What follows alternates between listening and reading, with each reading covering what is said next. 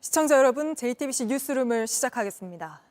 정부가 오늘 의사수 증원을 더 이상 미룰 수 없다고 힘주어 말했습니다. 소아과 오픈런, 응급실 뺑뺑이 등 문제가 곳곳에서 터져나올 정도로 심각한 상황이라는 겁니다. 하지만 이번에도 의사협회는 격렬하게 반대하며 파업 카드를 만지작거리고 있습니다. 소아과 오픈런의 당사자인 소아청소년과 의사들을 이끄는 회장은 의협과 별도로 의사 파업을 주도하겠다고까지 밝히기 했습니다. 이러다 정부가 또 한 발 물러서는 건 아닌지 우려도 나오는데 지금 긴급회의를 막 시작한 의사협회로 가보겠습니다. 자, 황예린 기자, 지금 어떤 얘기가 오가고 있습니까? 파업도 혹시 거론이 되고 있나요?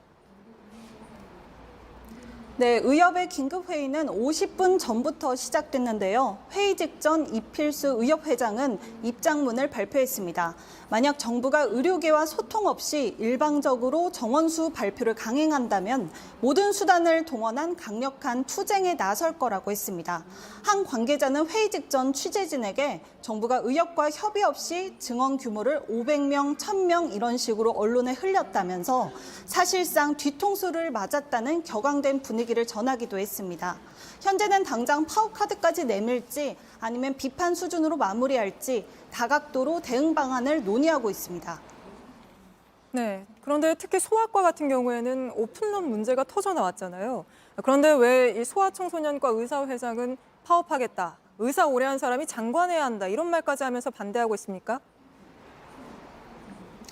네, 임현택 대한소아청소년과 의사회장은 오늘 오전 정부가 의대 정원을 늘리는 건 조규용 보건복지부 장관이 정책에 대한 이해가 부족해서라고 그러면서 이렇게 말했습니다. 조규홍을 즉각 경질해야 합니다.